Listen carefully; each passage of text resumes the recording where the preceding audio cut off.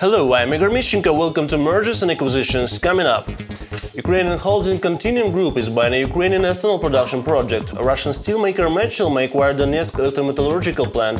Nestlé is acquiring a Ukrainian instant foods producer Mivina, and more today in M&A News on FBC from Kiev.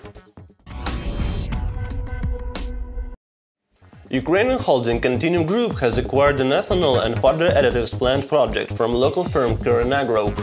Agro estimated the cost of the project at $149 million. Representatives of Agro and Continuum Group confirmed the deal for the sale was closed. The construction of the ethanol plant was started in 2006 and is almost completed. Ethanol can be used as a biofuel or fuel additive. The price and further details of the deal were not specified. The plant has capacity to produce over 100,000 tons of ethanol from grain and over 104,000 tons of further additives. Continuum Group is a diversified holding company established in 1990. The group includes assets in the oil and gas, dairy products and confectionery sectors. It has over 380 fuel stations in Ukraine operating under the WOG brand. Russian managers of Metchel steelmaker group had visited the Ukrainian electrometallurgical plant based in Donetsk to review its operations. There were talks that the Russian steelmaker had plans to buy the Ukrainian plant. However, representatives of Metchel Group dismissed the information about the plant acquisition. Until the end of 2007, the Donetsk plant was owned by British businessman Mohammed Zahur. Then this plant and other metallurgical assets were sold to a certain Russian businessman. The deal at the time was evaluated at over $1 billion. Afterwards, the electrometallurgical plant had been transferred under the management of Russian Alfa Bank, and the new management of the plant resumed the steel production. Donetsk electrometallurgical plant has the capacity to produce up to 1 million tons of steel per year.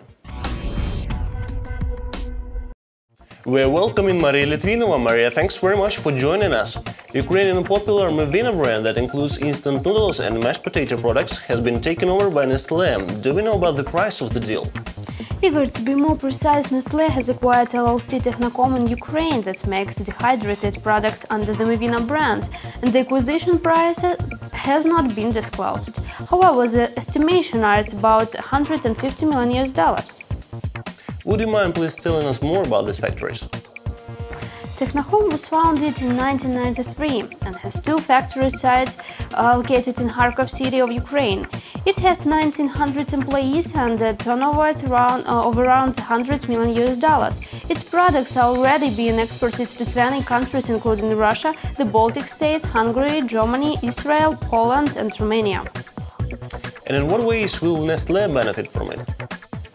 The acquisition is enabling Nestlé to boost its presence in one of the fastest-growing segments of Ukrainian food market. Nestlé is a brand that is already internationally recognized, but how effective is it in Ukraine? Is there a market here for Nestlé? While Nestlé has been on the Ukrainian market for the last 15 years, its local brands are Torchin and Svitage. In 2009, the revenue of Nestlé in Ukraine was about $393 million. And what will be the outcome of the deal for Mivina brand?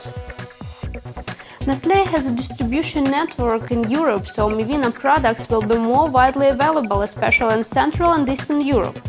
The demand for the refinery markets of Ukraine also rises. About Ukr-Tatnafta in a minute.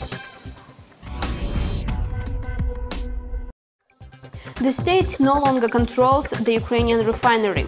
Ukraine's private group now controls 46.9% in Ukr-Tatnafta refinery. Ukr-Tatnafta owns the largest petroleum refinery in Ukraine. The shareholders of Ukr-Tatnafta elected the new supervising board of the company and approved the sale.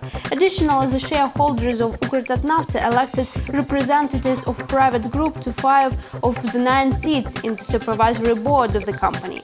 Russian oil firm Tatnafta representatives that owns around 10% in Ukr-Tatnafta did not receive a place on the supervisory board.